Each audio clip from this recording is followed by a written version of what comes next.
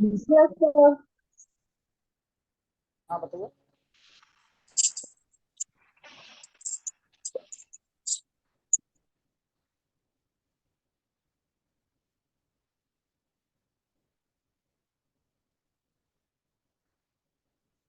देखिए, डिटेंशन कानून या निरोधक कानून क्या है पहले समझिए।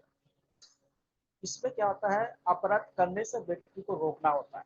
जैसे बहुत सारे लोग क्या होता है, जैसे नेता वगैरह होता है, कभी कभी हेट स्पीच घृणित भाषण दे देता है, जिससे क्या, या कभी कॉम्युनल भाषण दे देता है, इससे क्या है, हिंसा भड़क सकता है। जैसा अभी बताया था जम्मू कश्मीर में जैसे किया गया था, तो उसमें बहुत सब देखिए उसके लीडर को क्या घर में नजरबंद कर दिया गया था, और जो छोटे नेता थे या जो इस तरह के लोग थे उनको क्या है जेल में बंद कर दिया गया। या मान लेते हैं जैसे अभी हरियाणा में हिंसा हुआ, तो जैसे भी अगले साल इस तरह का कोई कार्यक्रम होगा, तो उससे पहले अगर उन लोगों का बर्ताव अगर सही नहीं रहेगा, तो वहाँ पे जो लोग सेंसिटिव लोग हैं उनको गिरफ्तार कर लिया जाएगा। ठीक है, तो इसको कहते हैं निरोधक कानून। और निरोधक कानून के रूप से अगर क्या होता है, क्या होता है इसमें क्या है, अधिकतम 3 माह के लिए गिरफ्तार किया जा सकता है। ठीक बात, अधिकतम बोल रहा हूँ।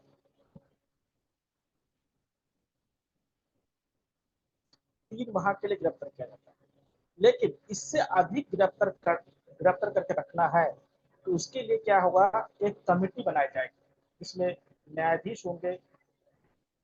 ठीक है, फिर उन लोग क्या होगा, कमेटी अगर सिफारिश करेगा कि ये व्यक्ति ज्यादा सेंसिटिव है, इसको और कुछ दिनों के लिए और इसको गिरफ्तार करके रखा जाए, तो उस कमेटी के सिफारिश के आधार पर उसके क्या है, गिरफ्तारी के टाइम को बढ़ाया जा सकता है। अगर उस कमेटी अगर सोचता है कि उनको छोड़ने से अब वो वायलेंस नहीं हो सकता है जो होने की संभावना था, तो उस व्यक्ति को क्या है 3 महीने में ही क्या है छोड़ दिया जाता है।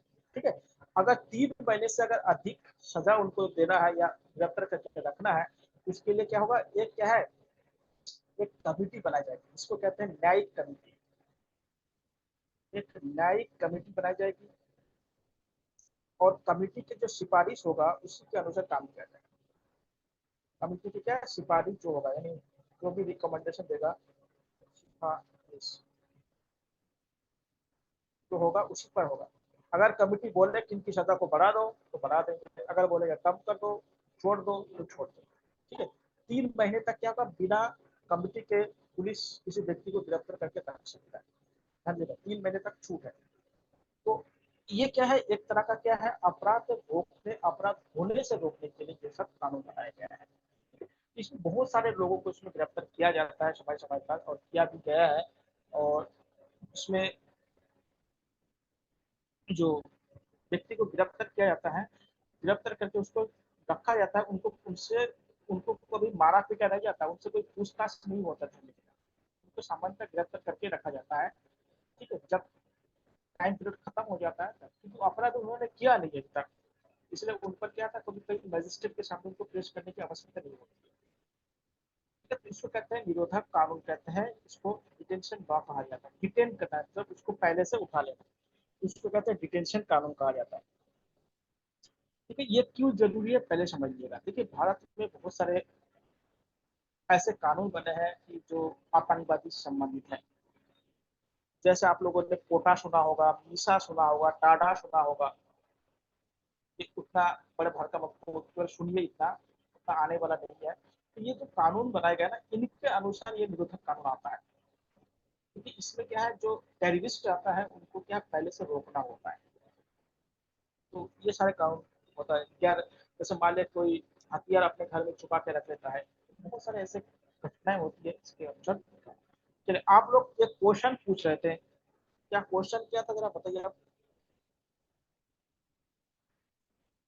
सर डी के बसु गाइडलाइंस है ना, तो ये आर्टिकल 22 से थोड़ा मैच हो रहा था, तो मैं बोलती क्या इसी में अप्लाई हाँ होगा? हाँ हाँ, अप्लाई होगा, क्यों नहीं होगा, अप्लाई होगा। बोल तो रहा हूँ, कोई भी व्यक्ति संदिग्ध है तो उसको गिरफ्तार कर सकते हैं, संदिग्ध मतलब अपराध ना करे तब भी, ये कंडीशन है। Okay sir, thank you. Okay, अब देखिए आर्टिकल 23 जो शोषण के विरुद्ध है। जरूरी है शोषण।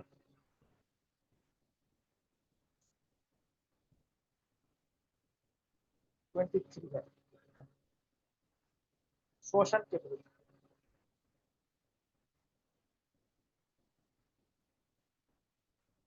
ठीक है, इसमें क्या बताया गया है, इसमें दो चीज बताया गया है। एक तो पहला है, एक्सक्यूज मी सर। हाँ बताइए। सर जैसा भी आपने बताया ना, जो ये वाला कानून था कि 3 मंथ के लिए इसे मतलब अंदर रख सकते हैं किसी भी अपराधी को इसमें, तो ये अपराधी हाँ, तो ये सिर्फ नजरबंद में रखेंगे या जेल में भी रख सकते हैं? जेल में भी रख सकते हैं। जेल, ओके ओके जैसे ओके जैसे सर। बड़े जो नेता होता है ना, उनको जेल में रखना उतना आसान नहीं होता है। ठीक है, जैसे माने बड़े बड़े जो नेता होता है उनको जेल में रखने का मतलब समझते हैं, नहीं रखा जा सकता। उनका भी एक मौलिक अधिकार होता है, उनका भी एक रिप्रेजेंटेटिव होता है। लेकिन वो कोई नेता वगैरह नहीं होते, जो सामान्य अपराधी होता है उनको रखा जाता है। ठीक है, इसमें शोषण के जो आर्टिकल 23 है, इसमें दो चीज बात है। एक है मानव का दुर्व्यापार,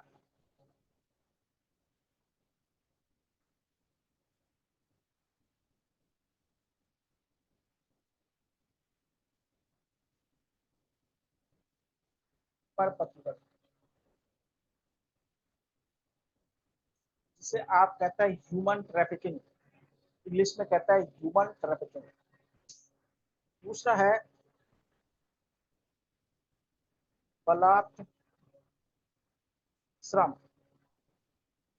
जिसे आप कहते हैं फोर्स लेबर।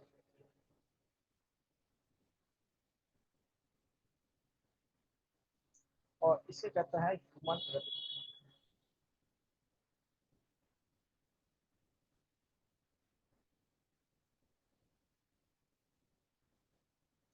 ह्यूमन ट्रैफिकिंग, देखिए पहले में ये बताया गया कि जो व्यक्ति है, मनुष्य है, उसका व्यापार नहीं कर सकते। मतलब मनुष्य को खरीद बिक्री नहीं कर सकते। आप लोग पहले सुने होंगे, हमारे यहाँ पे स्लेब सिस्टम रहा होगा, या दास पत्र से करते। दास पत्र में मनुष्य को बेचा जाता था। आप लोग जानते हैं कि उत्तराखंड में जब गोरखा शासन था, तो हरिद्वार में क्या था, दासों को खरीद बिक्री की जाती थी।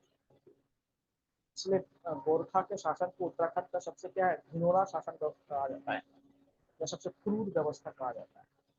तो समझ लीजिएगा, तो मानव का क्या है, दुर्व्यापार, यानी उसका ह्यूमन ट्रैफिकिंग नहीं कर सकते। यानी ना तो उनको खरीद सकते, ना तो उसको बेच सकते।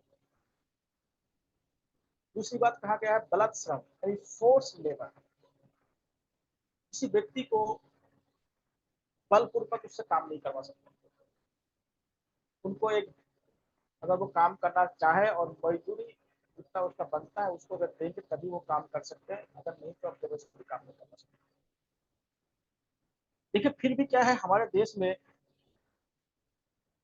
पर साल लगभग 1 करोड़ बच्चे और महिलाओं का ह्यूमन ट्रैफिकिंग होता है। आप लोग बहुत सारे, जो दिल्ली और बड़े बड़े शहरों में बहुत सारे ऐसे जगह है जहाँ पे महिलाओं या लड़कियों को बेचा जाता है और उनसे बहुत सारे अनैतिक कार्य करवाए जाते हैं।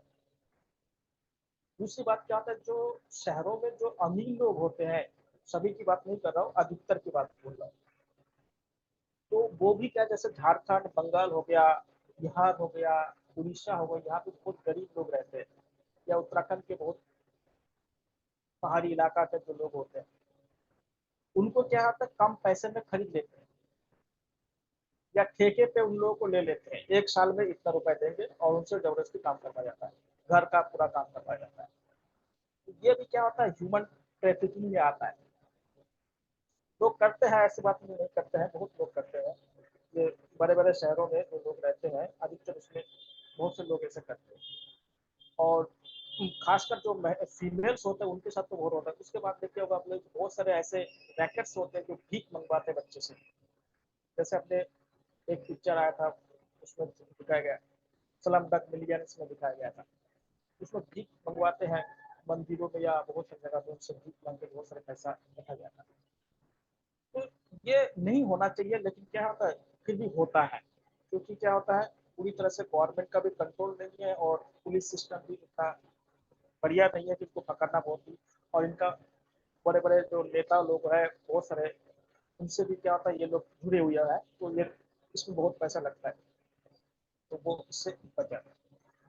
फोर्स लेबर मतलब जबरदस्ती काम करवाना। आप लोगों ने एक धारावाहिक देखा होगा उड़ान, उसमें देखिए फोर्स लेबर का कहानी दिखाया गया है कि जबरदस्ती बड़े बड़े जो गांव के या शहर के जो लोग होते हैं वो गरीब लोगों का किस तरह से शोषण करते हैं, एक्सप्लॉयटेशन करते हैं। तो ये हमारे संविधान में क्या है, बैंड है, लेकिन फिर भी हो रहा है।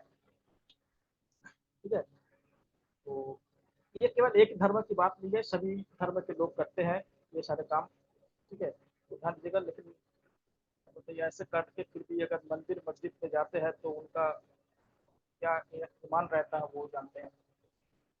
तो ये सब नहीं होना चाहिए, इसलिए क्या है, मानव का व्यापार नहीं हो सकता है, और दूसरा क्या है, जो फोर्स लेबर है वो नहीं हो सकता। दूसरा है आर्टिकल 24, इसमें बाल मजदूरी की बात की गई है।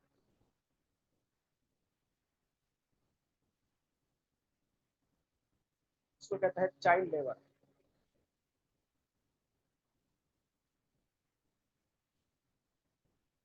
इसमें यह बताया गया है कि 14 वर्ष से कम उम्र के जो भी बच्चे होंगे,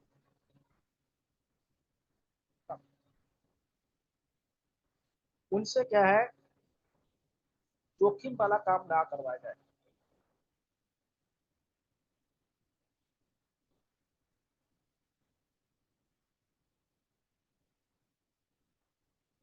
जोखिम वाला काम यानी जो डेंजरस काम होता है उसे ना, जैसे कारखाना में काम करना, पटाखे कंपनी, चूड़ी बनाने वाले कंपनी होते हैं, लोग अच्छे अच्छे जो चूड़ियां पहनती है, ये अधिकतर ऐसे बालकों से, ऐसे बच्चों से बनवाया जाता है, क्योंकि वो जो बच्चे होते हैं उनके हाथ होते हैं मुलायम, और ये जो महंगे महंगे जो भी इस तरह के काम होते हैं नक्काशी वाला, इन बच्चों से करवाया जाता है। उसके बाद जो दिवाली में जो अधिकतर जो पटाखे जला जाता है, इसमें भी बहुत सारे बच्चों का से काम करवाया जाता है, क्योंकि इसका लेबर सस्त होता है। आप लोग जानते हैं कि भारत का जो सबसे बड़ा जो पटाखे कंपनी है, ये तमिलनाडु में है, एक जगह है शिवकाशी, वहाँ पे बनते हैं।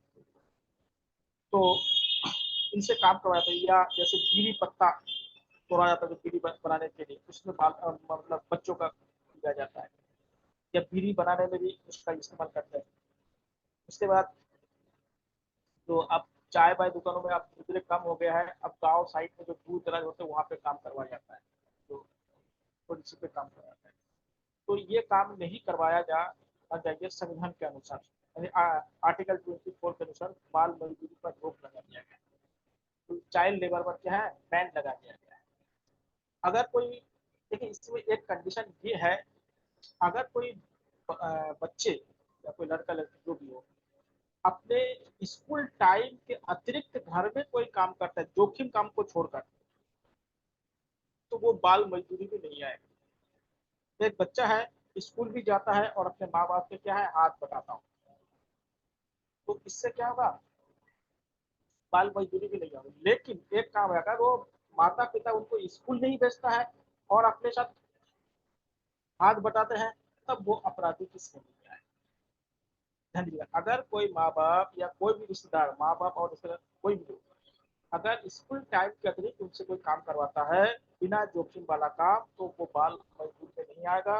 लेकिन स्कूल टाइम पे अगर कोई काम करवाएगा तो वो बाल, क्योंकि क्या होता है अभी बताना कि फंडामेंटल राइट का मतलब होता है गरिमापूर्ण जीवन। बच्चे का जो जीवन होता है वो उनके खेलने कूदने के उनके क्या होता है, मानसिक और शारीरिक वृद्धि होने का होना होता है। अगर उसको बचपन से ही क्या था, मानसिक और शारीरिक विकास को अगर रोक देंगे तो उनका क्या होता है, वर्क एफिशिएंसी घट जाता है। हम लोग जानते हैं कि इंडिया का जो बच्चा है वो वर्ल्ड लेवल के जो बच्चे से 15% उनका वर्क एफिशिएंसी घटा हुआ होता है, क्योंकि उनको उस तरह के इन्वायरमेंट नहीं मिल पाता है। तो जब 15% वर्क एफिशिएंसी कम हो जाएगा तो प्रोडक्शन भी तो 15% कम करेगा। समझ लीजिएगा, 15% कम प्रोडक्शन करता है इंडिया पर पर्सन। तो इसको करने के लिए बच्चों को क्या है, डेवलपमेंट बहुत जरूरी, क्योंकि यही जो एज होता है कुल मिला के क्या है, 14 साल तक का जो एज होता है आप लोग जानते हैं, इसमें जो मानसिक और शारीरिक रूप से डेवलपमेंट बहुत तेजी से होता है। और इसी में क्या है, मनोवैज्ञानिक भी क्या था, इफेक्ट हो जाता है। आप लोगों ने एक कैलाश सत्यार्थी सत्यार्थी का नाम सुना होगा, उन्होंने बचपन बचाओ आंदोलन चलाया था।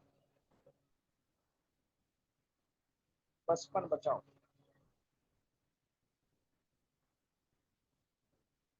इसके माध्यम से लाखों बच्चों को छुड़ाया गया है ऐसे। कैलाश सत्यार्थी, तो ध्यान रखिएगा कि बचपन बचाओ आंदोलन चलाया था उन्होंने, अभी भी है, उनको नोबेल प्राइज भी मिला है, आप लोगों को मालूम होगा। तो इस तरह से क्या होता है, बचपन को खत्म नहीं करना होगा, क्योंकि बचपन में ही क्या होता है, डेवलपमेंट का सारे गुण होता है, इसलिए उनको फोर्स लेवल नहीं करना चाहिए। अब आता है आर्टिकल 25। देखिए आर्टिकल 25 से लेकर 28 तक, 25 से लेकर 28 तक धार्मिक स्वतंत्रता की बात की गई है। अब पहली बात है कि धर्म होता क्या, थोड़ा सा जान लीजिए, आप लोग जानते हैं, फिर भी एक बार देखिए। धर्म चाहे किसी भी धर्म को ले लीजिएगा, उसमें एक चीज बताया गया कि धर्म क्या होता है, कर्तव्य होता है, यानी ड्यूटी होता है। और किसके प्रति कर्तव्य होता है, दूसरे प्राणी के प्रति।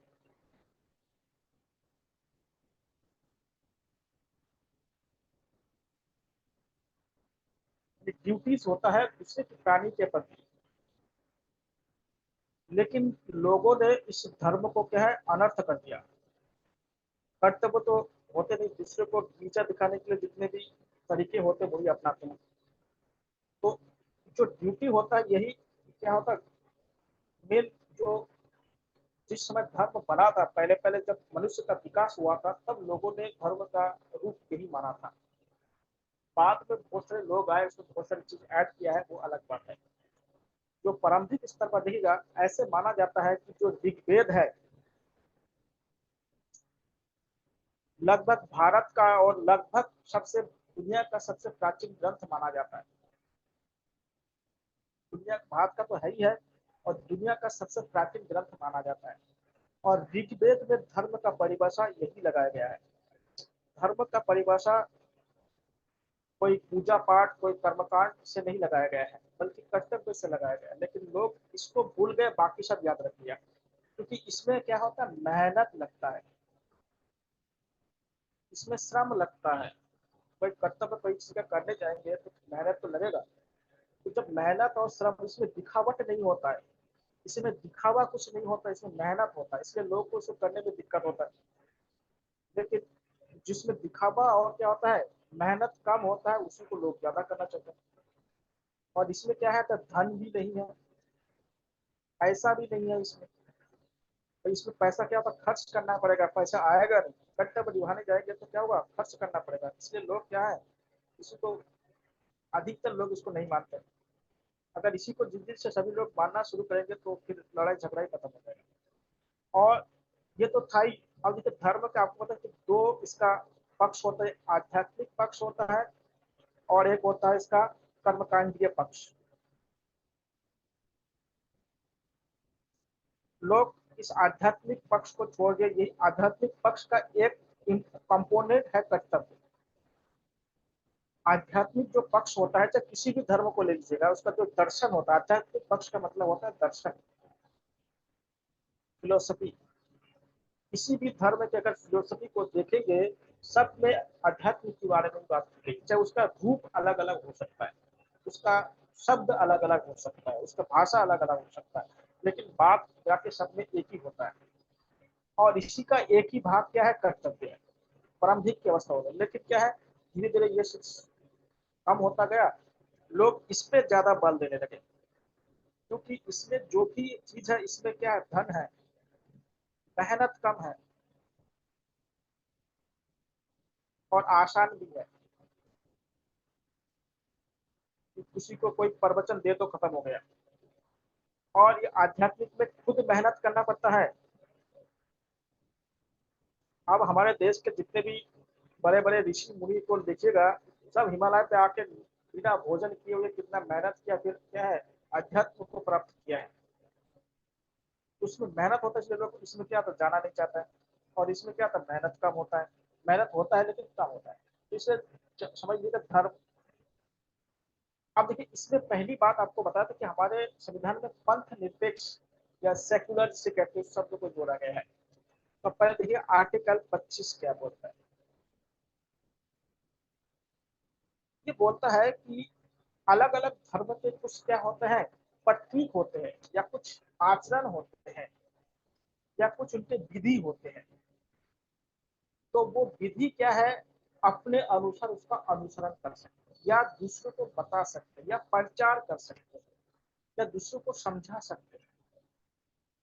समझ लीजिएगा, आर्टिकल 25 ये बोलता है कि जो जिस व्यक्ति जिस धर्म को मानते हैं, वो व्यक्ति उस धर्म के जो प्रतीक है, जो उसके फिलोसफी है, उसके जो बातें हैं, या उस धर्म का प्रचार कर सकते हैं।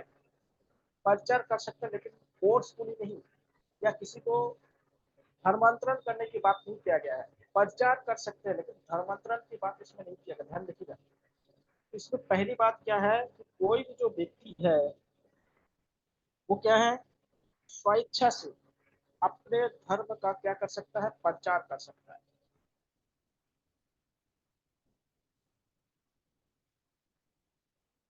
ध्यान दीजिएगा, उसका अनुकरण कर सकता है। ठीक है, लेकिन धर्म परिवर्तन नहीं कर सकता है, फोर्सफुली नहीं कर सकता है। अगर कोई व्यक्ति चाहे तो वो धर्म परिवर्तन कर सकता है, लेकिन दूसरा व्यक्ति बोले कि आप धर्म परिवर्तन करिए, या कोई प्रलोभन देकर धर्म परिवर्तन की बात करेगा, वो गलत है। लेकिन अपना धर्म का प्रचार कर सकता है, अनुकरण कर सकता है, उसके जो प्रतीक है उसका पालन कर सकता है, और लोगों को उसको बता सकता है, ये कर सकते हैं। लेकिन धर्म परिवर्तन या कोई प्रलोभन देकर या फोर्सफुली किसी व्यक्ति को धर्म परिवर्तित नहीं किया जा सकता है। ध्यान दीजिएगा। तो ये क्या है, आर्टिकल 25 बताता है। जो भी धर्म है आप अपने अनुसार उसको उपयोग कीजिए, दूसरे के धर्म में इंटरफेयर नहीं करना चाहिए। ये बात इसमें बताई गई। पहली बात। जो दूसरी बात बताई गई है जो आर्टिकल 26 में है, आर्टिकल 26 में ये बोलता है कि आप जो धर्म का प्रचार कर रहे हैं, वो धर्म के प्रचार में आर्थिक, राजनीतिक और लौकिक, इसको ध्यान में रख के करना पड़ेगा। कि राजनीति में धर्म का प्रयोग नहीं कर सकते। पैसा देकर धर्म का प्रचार आप जबरदस्ती किसी पर नहीं कर सकते। दूसरी बात है कि धर्म का प्रचार या धर्म का इस्तेमाल किसी प्राणी को या किसी ऐसे प्राणी को चोट पहुंचा के नहीं कर सकते।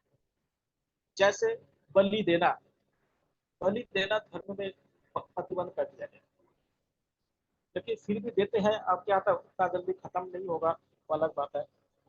बलि देना या इस तरह का जो पहले देखिए नर बलि दिया जा रहा था, नर बलि यानी इंसानों को क्या है बलि दी जाती थी। तो इस तरह के बलि प्रथा को भी क्या है खत्म कर दिया। इस तरह के क्या है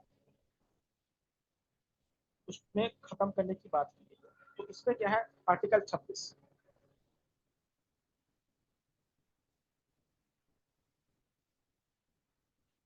इसमें जो धर्म का प्रचार होगा या धर्म का जो भी आप करेंगे, उसमें क्या है नैतिकता होना चाहिए। उसमें देखिएगा नैतिकता इसमें भी आ गया है, नैतिकता होना चाहिए। इसके बाद वो मानव कल्याण के लिए होना चाहिए, मानव कल्याण के लिए होना चाहिए। और दूसरा बात स्वास्थ्य के अनुसार होना चाहिए कि उससे कोई शारीरिक दिक्कतें ना हो। आप लोग जानते हैं जैसे जैन धर्म में एक पढ़ता है संलेखना, उसमें क्या होता है कि जो जैन भी होते हैं वो बिना अन्न और पानी ग्रहण किए हुए अपने शरीर को त्याग देते हैं। तो ये भी न्यायालय में गया था, न्यायालय ने इसको क्या असंवैधानिक बता दिया कि ऐसे किसी प्राणी को नहीं त्यागना चाहिए प्राणी।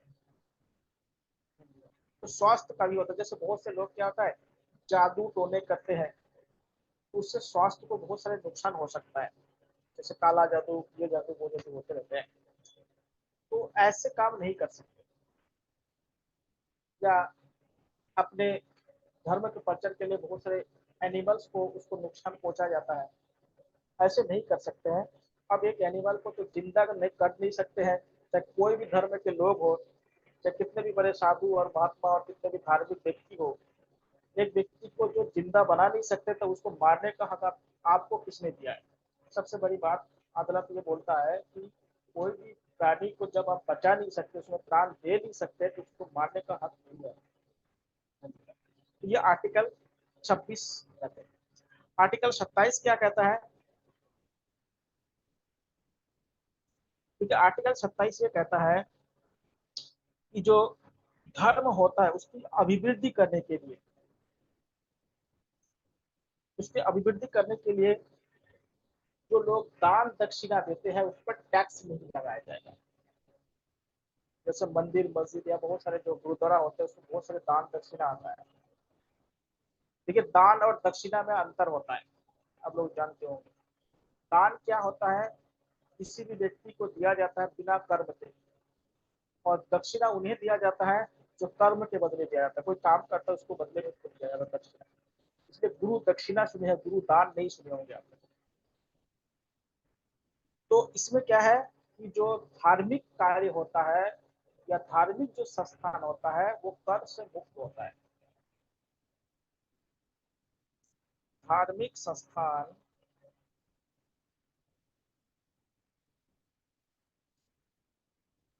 करों से मुक्त होता है। नहीं तो आप लोग जानते हैं मस्जिद दुर्गागढ़ मंदिरों में कितना करोड़ों रुपए की संपत्ति है, अगर टैक्स लगाते तो बहुत सारे गरीबों का कल्याण हो जाता।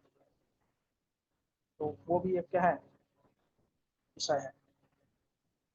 उसके बाद आर्टिकल 28 ये बोलता है कि जो धार्मिक शिक्षा है वो किसी सरकार द्वारा वित्त पोषित संस्थानों पर नहीं दिया जा सकता है। धार्मिक शिक्षा या धार्मिक आयोजन, धार्मिक शिक्षा या आयोजन सरकार द्वारा वित्त पोषित संस्थानों में नहीं किया जा सकता। यानी मान लें कोई सरकार का इंटर कॉलेज है, वहां पे धार्मिक आयोजन नहीं किया जाता अकॉर्डिंग टू आर्टिकल 20। लेकिन बहुत से लोग करते हैं, इसलिए करते हैं कि कोई विरोध नहीं करता है। हर धर्म के लोग अलग अलग समय पे जहाँ पे बहुल्य होता है वहां पे कर लेता है, कोई विरोध नहीं करता है। वो क्या होता है आपसी समझौता के माध्यम से करता है। अगर कोई उसका विरोध करना चाहे तो नहीं कर सकता है। अगर मान लें मेरे घर के बगल में कोई इंटर कॉलेज, अगर कोई उसमें कोई धार्मिक आयोजन करता है, अगर मैं मना करूँ कोर्ट में चला जाऊँ तो उसमें बैन लग सकता है। लेकिन क्या होता है लोग करते इसलिए नहीं है कि लोगों को एक ही जगह रहना है, अलग अलग धर्म अलग अलग लोग अलग अलग कार्यक्रम होते रहते हैं, तो इसमें क्या होता है इससे मना नहीं करते हैं। लेकिन अगर मना करेंगे तो ये हो सकता है। तो जो सरकार द्वारा वित्त पोषित होता है, तो सरकार द्वारा जो वित्त पोषित संस्थान होता है वहां पे धार्मिक शिक्षा या आयोजन नहीं किया जा सकता है। आप बोलेंगे बहुत सारे तो गुरुकुल है या मदरसा है, उसमें तो धार्मिक मदरसा गुरुकुल क्या है सरकार द्वारा वित्त पोषित नहीं होता है। उसमें अगर वित्त देते भी है तो वो उसका कंडीशन अलग होता है, उसमें अनुदान के रूप में दिया जाता है, ना कि क्या होता है जैसे सरकारी स्कूल वगैरह होता है उस तरह से नहीं दिया जाता है। उसका जो क्या कहते हैं संचालन होता है ना, वो क्या होता है सरकार के द्वारा संचालन नहीं किया जाता, वो कोई ट्रस्ट या कोई व्यक्ति द्वारा संचालन किया जाता है। इसलिए क्या होता है वो धार्मिक संस्था नहीं कहा जाता है। धार्मिक सरकार गवर्नमेंट संस्थाएं नहीं कहा जाता है, वो धार्मिक संस्थाएं है जो ये सारी चीजें होता है। लेकिन क्या होता है, अगर कहीं पे गवर्नमेंट पूरी तरह से अगर उसको वित्त करता है तो ऐसे में नहीं किया जा सकता। ये नियम है, नियम पूरी तरह से पालन कभी कभी नहीं होता है। ये है 28। अब आता है आर्टिकल 29। इसमें माइनॉरिटीज के बारे में बताया गया है, अल्पसंख्यक। देखिए अल्पसंख्यक क्या है पहले समझ लीजिएगा। हमारे जब संविधान बना था या जब भारत का विभाजन हुआ था, तो हमारे यहाँ पे लगभग 90% जो जनसंख्या था, लगभग बोल रहा हूँ 90% जनसंख्या केवल हिंदुओं का था, और बाकी जितने लोग थे वो मिला के लगभग 10% के आसपास थे। तो उसमें उस समय बताया कि जो जिसका जनसंख्या 10% से कम होगा उसको माइनॉरिटी का दर्जा जाएगा। उस समय की बात बोला, आज की बात नहीं। आज तो मुस्लिम पॉपुलेशन 13% हो गया है। उस समय की बात बोल रहा हूँ जब ये कानून बनाया गया था। तो बोला कि जो जनसंख्या, जिस धर्म की जनसंख्या 10% से कम होगा उन्हें भारत में अल्पसंख्यक माना जाएगा। और इसी आधार पर भारत में क्या 6 अल्पसंख्यक है। कितने अल्पसंख्यक है? 6। कौन कौन से देखिए, मुस्लिम,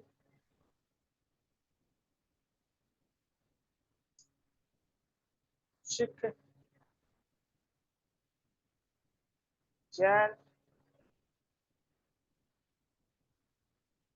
बौद्ध,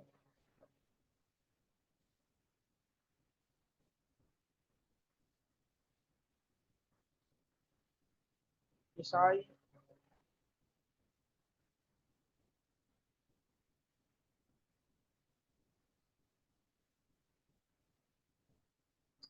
और आपका पारसी। सबसे बड़ा अल्पसंख्यक है मुस्लिम, और सबसे छोटा क्या है? पारसी।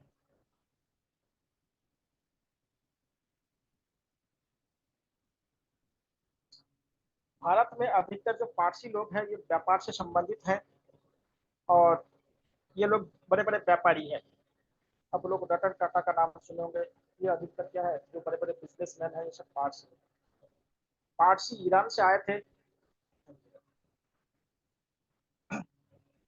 देखिए दुनिया में सबसे शक्तिशाली जो कौम या धर्म कहा सकते हैं, या कौम कह सकते, समुदाय कह सकते हैं, वो है यहूदी।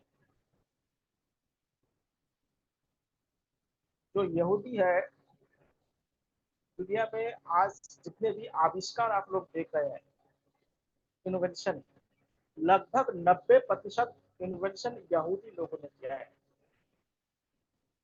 आज इसराइल का नाम आप लोगों ने सुना होगा। इसराइल यहूदी देश है, और आप लोग जानते हैं कि छोटा सा देश पूरे उस क्षेत्र में अपने दबदबा कैसे बनाए रखा है। तो समझिए सबसे बड़ा अगर कहा जा सकता है प्रोग्रेसिव अगर कोई कौम है तो वो क्या है? यहूदी माना जाता है। और भारत में देखा जाए तो पारसी लोग देखा जाए सबसे ज्यादा बिजनेसमैन होते हैं ये लोग। आप लोग बड़े बड़े जितने भी भारत के बिजनेसमैन है, उसमें कम से कम 70% पारसी होगा। देखिए आर्टिकल 19 में 29 में यह बताया गया कि अल्पसंख्यक होता कौन है। तो 10% से जो कम होगा वो है। भारत में 6 प्रकार के क्या है? अल्पसंख्यक है। भारत में कितना है? 6 प्रकार के क्या है? अल्पसंख्यक। और इसमें एक बात ये कहा गया है कि ये जो अल्पसंख्यक है इनका 3 चीजों का संरक्षण होना चाहिए। एक तो क्या है? इनका धर्म, इस संख्या में कम है, धर्म का संरक्षण होना चाहिए। दूसरा क्या है? इनका मूल वंश, ये अपने मूल वंश से जुड़े रह सकते हैं। देखिए भारत में जो मुस्लिम है उसको हज करने के लिए सब्सिडी भी मिलता है, मूल वंश से जुड़े होने के लिए। ठीक है। उसके बाद क्या होता है? इनका भाषा, लैंग्वेज का क्या होना चाहिए? संरक्षण होना चाहिए। इनका क्या होता है? धर्म मूल वंश और भाषा का संरक्षण होना चाहिए। और इसके बाद है आर्टिकल 30। आर्टिकल 30 में यह बताया गया है कि जो अल्पसंख्यक होंगे वो अपने धर्म और धर्म, संस्कृति व भाषा के विकास के लिए शिक्षण संस्थान खोल सकते हैं। ये जो ईसाई लोग इतने जो मिशनरी खोल रखे हैं, ये यहीं से उनको शक्ति मिलता है। इसके लिए उनको कम रेट पे जमीन मिल जाता है और बहुत सारे स्कूल को मान्यता लेने में बहुत जल्दी आसानी से मिल जाता है। या मुस्लिम लोग अगर इस तरह का स्कूल खोलना चाहे उनको भी जल्दी मिल जाएगा। ईसाई हो गया, सिख हो गया, जैन हो गया, बौद्ध हो गया, पारसी हो गया, इस तरह चाहे तो अपना खोल सकते हैं। तो शिक्षण संस्थान धर्म, संस्कृति और भाषा का संरक्षण करने के कर सकते हैं।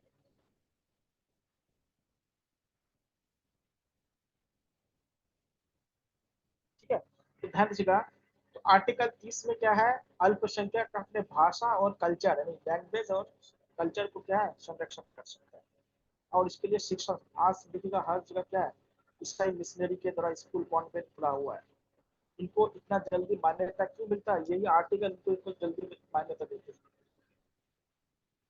तो ये सारे चीज क्या है संरक्षण के लिए भाषा और कल्चर का इसलिए होना चाहिए। मान लेते कोई ईसाई आके यहाँ पे रह रहा है तो उनका लैंग्वेज अलग होगा, उनको संरक्षण नहीं करेंगे तो उनका लैंग्वेज का क्या होगा, विलुप्त हो जाएगा। कल्चर, कल्चर भी बहुत इंपॉर्टेंट है, धर्म भी बहुत इंपॉर्टेंट है। तो ये सारे इनका क्या होगा संरक्षण होना चाहिए। आज हम लोग यही तक करेंगे। अगर किसी को कोई सवाल है तो आप लोग पूछिएगा। 30 तक आज खत्म करते हैं, कल इसको खत्म कर देंगे पूरा। किसी का अगर कोई क्वेश्चन है तो आप लोग पूछ सकते हैं। सर जो आपने अल्पसंख्यक बताया ना, उसमें सबसे बड़ा मुस्लिम कहा, सबसे छोटा पारसी, बड़ा छोटा का मतलब मैं नहीं समझी। संख्या के हिसाब से, संख्या से, जनसंख्या, oh, population. Okay okay, thank you. और किसी कोई शो?